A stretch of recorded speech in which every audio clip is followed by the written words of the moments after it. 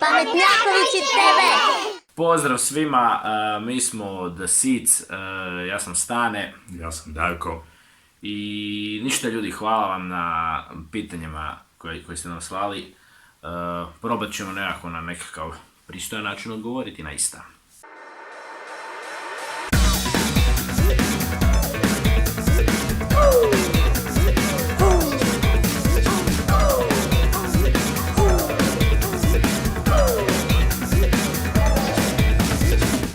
Prvo što ste nas pitali je kako je nastao Seeds. Pa Seeds je nastao tako što je jedan band u kojem smo svirali prije Darko i ja, koji se zvao Morso, prestao s radom. Nakon toga smo odlučili malo potražiti sami sebe, otići iz ove sredine u kojoj živimo, otišli smo u Australiju i tamo smo nekako skupili energiju, prikupili ideje i sve skupa nekako počeli raditi ovo što su sada The Seeds. Koja se priča krije iza trilogije naših spotova? To još mogu ti. Da. Uvijek su nam bile zanimljive te nekakve trilogije, nekakav filmski pristup u snimanju spotova, pa smo odlučili mi isto napraviti isto. Yeah. Prva tri spota, znači, snimao je dugogodišnji suradnik benda, još i od prijašnjeg benda Morso, Kristijan Vučković. I prvi spot bio je Meaningless Weightless, nakon toga je slijedio Lovers. I nakon toga nekakav završetak te trilogije pao je na pjesmu Giving Myself to You. Svim spotovima zajedničko je to što su snimani na sličnim lokacijama i crno je bilo boji su. Tako je, da, i snimani su na nekakvim derutnim i na nekakvim lokacijama u kojima je prevladavala brutalistička arhitektura. Nakon toga smo i album povezali sa cijelom tom pričom i zapravo je ta trilogija bila napravljena da se u startu prikaže ono što mi jesmo i da se nekako glazba koju sviramo stopi sa tim videom u jednoj malo široj priči. Nismo to htjeli ni mogli staviti samo jedan video. Kako je sniman album?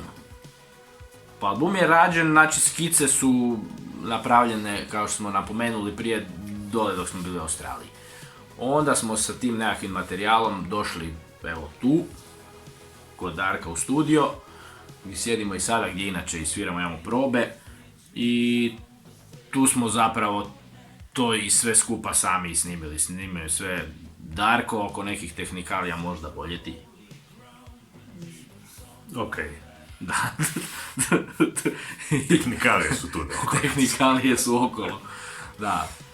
Eto, to vam je priča o snimanju i snimanje, znači, snimanje tako što smo sve zapravo snimali i radili sami. Nismo zvali ostale nekakve muzičare. Tako je, sve je snimljeno u ovom prostoru u kojem se trenutno nalazi. Da, i ove dve glave.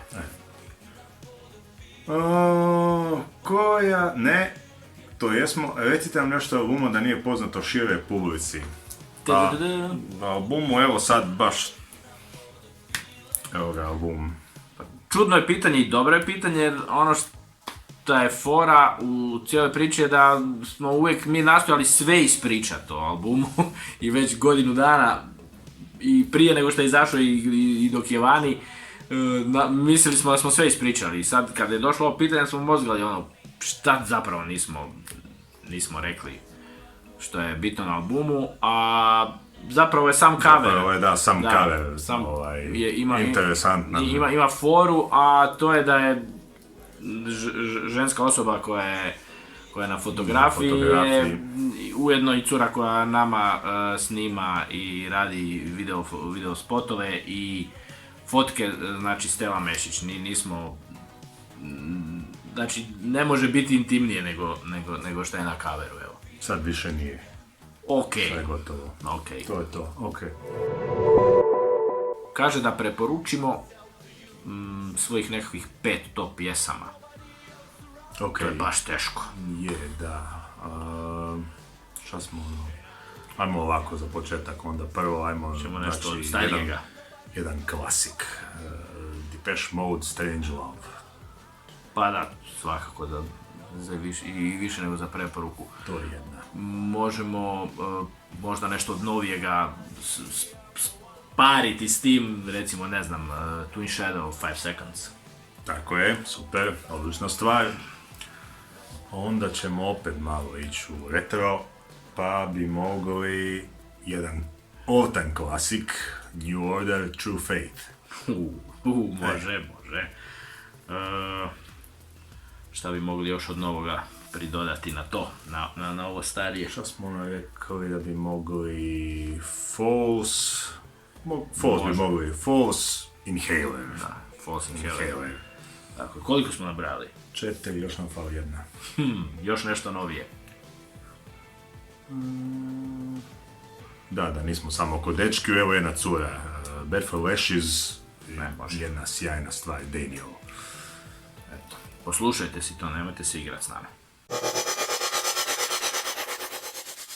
A ovo mi je možda i najbolje. Ovo je da. Da. Ovako, ovo je naše, u stvari, zadnje pitanje, tako da će biti... Jer ne možemo, nažalost, film, iako znamo koji.